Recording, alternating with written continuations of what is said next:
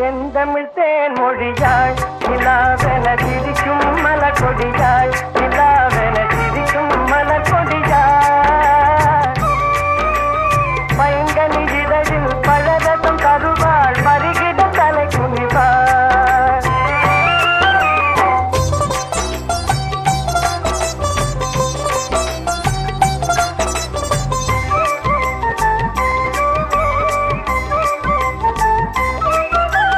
காற்றினில் பிறந்தவள்